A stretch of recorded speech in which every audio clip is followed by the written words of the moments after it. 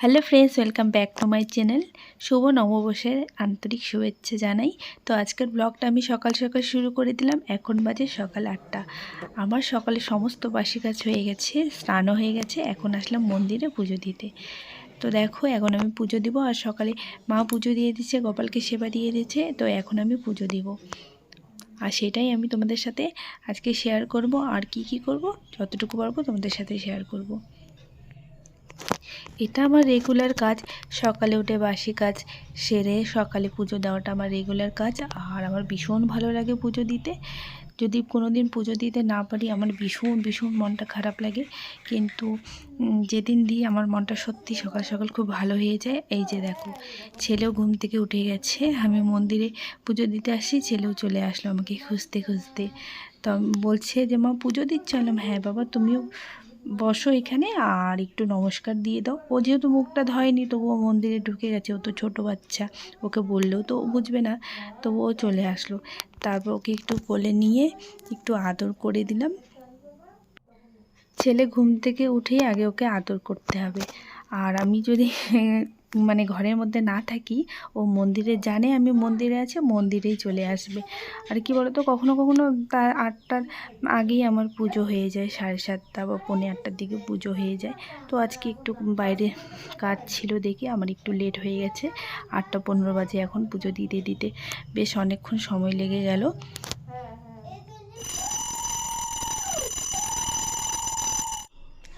এই যে দেখো, আমার গোপালকে তোমাদের সামনে নিয়ে আসলাম। এই যে দেখো, এটা হচ্ছে আমার গোপাল। মানে আমাদের 3 বউয়ের জন্য 3 গোপাল আছে। আর আমার বড় যা গোপালকে নিয়ে গেছে। আর আমার গোপাল এই যে দেখো, তোমাদেরকে দেখাইলাম। আর ভীষণ ভালো লাগে গোপালকে আমি অনেকক্ষণ কোলে নিব, মানে মন্দিরে ঢুকলেই। সেটা আমি তোমাদেরকে আজকে প্রথমবার আমার গোপালকে তোমাদের সামনে নিয়ে আসলাম। মানে মাই দিয়েছে আমাদের, মানে মা 3 বউয়ের জন্য গোপাল নিয়েছে। এই যে দেখো, মা আমাদের গোপাল দিয়েছে, সেটাই আমি তোমাদেরকে দেখালাম। পুজো দিয়ে এখন আসলাম ঘরে। আর এখন আমি কি করব, এখন আমি জব করব। আর এই যে দেখো আমার ছেলেকে, আমাকে দেখা দেখি ও বসেছে জব করতে। তো আমি এখন জব করে নেব। আমার ঠাকুরের নাম নেওয়া হয়ে গেছে, ছেলেকে ফ্রেশ করে দিয়েছি। তো কিছুক্ষণ একটু বসলাম, ছেলের সাথে একটু সময় কাটালাম। ওকে একটু আদর করিয়ে দিতে হবে, ওকে আদর টাদর করলাম। তারপরে এখন আমি কি করব, এখন আমি রান্না করতে যাব। রান্নাঘরে চলে আসলাম, সকালে খাবার রেডি করব। আর সকালে খাবার হচ্ছে রোজ আমাকে ডাল আর আলু ভাজা করতে হবে। আমার ছেলের ভীষণ প্রিয়।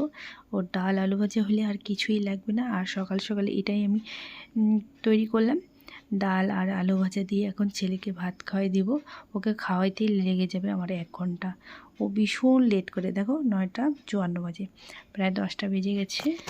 আমার ছেলে ছোটোর থেকে ও ভাত খেতে চায় না। ও খাওয়াতে ভীষণ কষ্ট লাগে জানো। 1 ঘন্টা তো প্রায় লেগেই যায় খাওয়াইতে। একটু মুখে নিবে, তাও আঁক আঁক আঁক করতেই থাকবে, এরকম অবস্থা। এই যে দেখো, খাওয়া নিয়ে কি নকশামি করে, মুখের মধ্যেই রেখে দিবে। কতক্ষণ পর ওর ভাতটুকু গিলবে, তাও কি চাবাবে না জানো, ভাতগুলো গিলে খাবে, এরকম অবস্থা। ছেলে খাওয়ার পর তারপর আমি একটু ভাত খেয়ে নিলাম। এখন আসলাম ঘরের মধ্যে, ছেলেকে বই পড়াবো। আর কি বলতো, ছেলের সোমবার পরীক্ষা, তাই জন্য কয়েকটা কোশ্চিন দিয়ে দিলাম যে বাবা তুমি লেখো। তো এখন লিখছে। পড়াইতেই হবে, কারণ কি বলো তো, পরীক্ষা। আর বাচ্চাদের যত পড়াও সে ভুলিয়ে যায়। আমি বেশি চাপ দিই না, যতটুকু পারি একটু 1 ঘন্টা বা আধা ঘন্টা ওকে বই নিয়ে বসাই।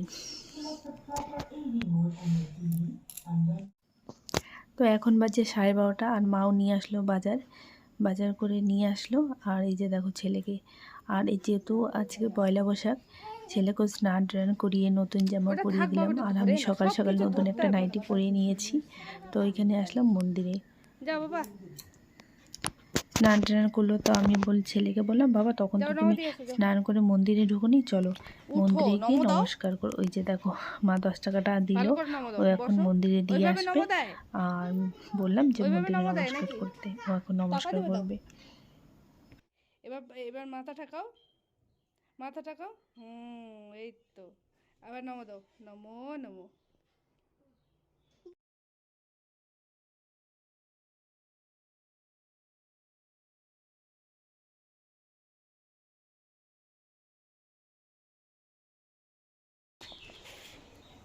খরুশ।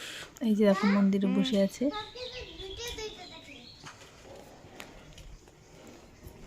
আজকে আমার সারাদিন কি কি করবো কি না করবো সেটাই আমি তোমাদের সাথে শেয়ার করবো। আর গেটটা খোলা ছিল, আমি গেটটা লাগিয়ে দিলাম। আর মা এখনই আসলো বাজার থেকে, তাই জন্য গেটটা খোলা ছিল। তো এখন আমি রান্না করবো। আজকে পয়লা বৈশাখ, কিন্তু মা আমাকে বললো যে মাংস এনে দেবো। আমি বললাম না, আজকে ইচ্ছা করছে না। একার জন্য সত্যি কথা বলতে কিছুই রান্না করতে ইচ্ছা করে না। আমাকে একাই খেতে হবে রান্না করে। তো আমি বললাম মাছই আমি রান্না করি। তো মাছ রান্না করবো এখন দুপুরের জন্য।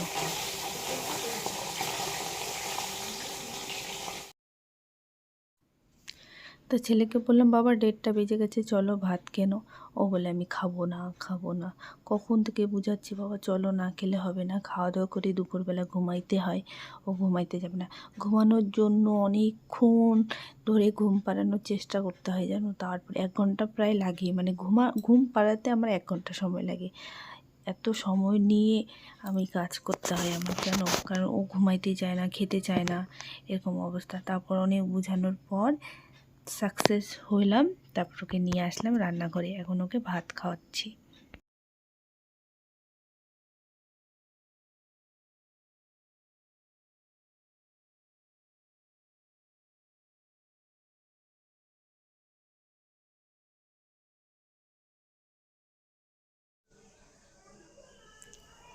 ছেলের খাওয়া হলো, তারপর মা আমাকে গিয়ে বলল যে যাও একটু মন্দিরে নমস্কার করে আসো, ভোগ লাগাইছি যাও। তারপর আমি আসলাম, এই যে দেখো ভোগ লাগাইছে। আর এই যে দেখো কৃষ্ণ রাধা গোপালকে সাজিয়েছে, কত সুন্দর লাগতেছে দেখো।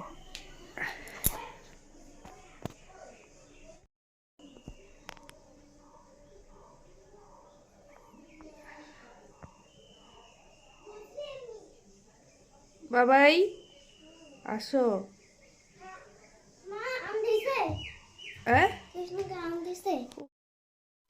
তারপর দুপুরবেলা ঘুমিয়েছিলাম, ঘুম থেকে উঠে চা খেয়ে চলে আসলাম একটু রাস্তায় হাঁটতে।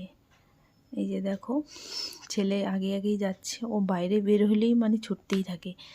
তারপরে এখানে একটা পাশে বাড়ির দিদির সাথে একটু গল্প করলাম, ওর সাথে গল্প করতেছিলাম। তারপর ওই দিদি আবার ছেলেকে একটা চকলেট দিল, আজকে শুভ নববর্ষ বলে। তারপর ও খাচ্ছে, বলে মা খাবো। বললাম খাও, এটা তোমাকে দিয়েছে খাওয়ার জন্যই তো। আর এখন আমি মাঠের মধ্যে যাচ্ছি, আমি ওখানে গিয়ে বসবো। তারপর আমাদের পাড়ার দিদিগুলো ওরাও আসবে, মানে একটু টাইম, আধা ঘন্টার মতো বসি মাঠের মধ্যে, একটু গল্প টল্প করে চলে আসি। প্রত্যেক দিন বের হওয়া সম্ভব হয় না, ছেলে টিউশন থাকে আর কাজ থাকে, বিকালের কাজ একটু একটু থাকে, সেই জন্য হয়তো কখনো বের হওয়া হয় না। যদি টাইম পাই তো একটু হেঁটে আসি ছেলেকে নিয়ে, যেহেতু সারাদিন ঘরে থাকে, 10-15 মিনিট বাইরে থাকি ছেলেকে নিয়ে। তারপর এখান থেকে গিয়ে তারপর ছেলেকে কিছু খাওয়াই, তারপর আবার টিউশন নিয়ে যাই। তো আজকে তো যেহেতু রবিবার, আজকে টিউশন নেই, তো আজকে আর পাঠাবো না। তারপরে এখন বাড়িতে চলে যাব। তো আজকের ব্লগটা এখানেই তোমাদের সাথে শেয়ার করলাম। তোমরা সকলে ভালো থেকো, সুস্থ থেকো।